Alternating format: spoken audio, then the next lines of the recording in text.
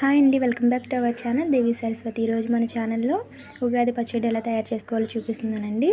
ముందుగా అందరికీ ఉగాది శుభాకాంక్షలు అండి. ఉగాది పచ్చడికి కావాల్సిన పదార్థాలు చూద్దామండి.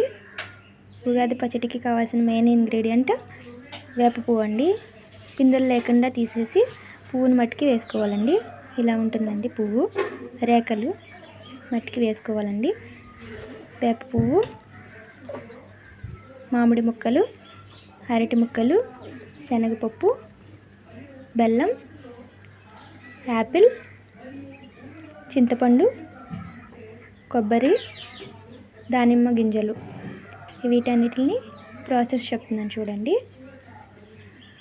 చింతపండు పులుసుని తీసుకొని దానిలో ఇవన్నీ వేసేయాలండి. బెల్లం నానిచ్చి ఆ బెల్లంతో ఇవన్నీ వేసేసి దాన్ని మనం సర్వింగ్ బౌల్లోకి తీసుకోవాలి. నేను తయారు చేశాను, చూపిస్తున్నానండి. చూడండి అన్నీ వేసేసానండి. ఇందులో కొబ్బరి కూడా వేసానండి. కొబ్బరి తురుము చూడండి. యాపిల్ ముక్కలు, దానిమ్మ గింజలు, మామిడి ముక్కలు అన్నీ కనపడుతున్నాయి చూడండి.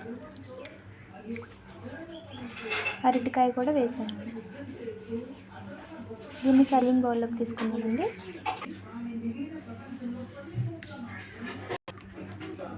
శనగపప్పు పొడివైనా వేసుకోవచ్చండి, లేదంటే డైరెక్ట్గా వేసుకున్నా పర్వాలేదండి. మేమైతే పొడిం చేసి వేసుకున్నాము.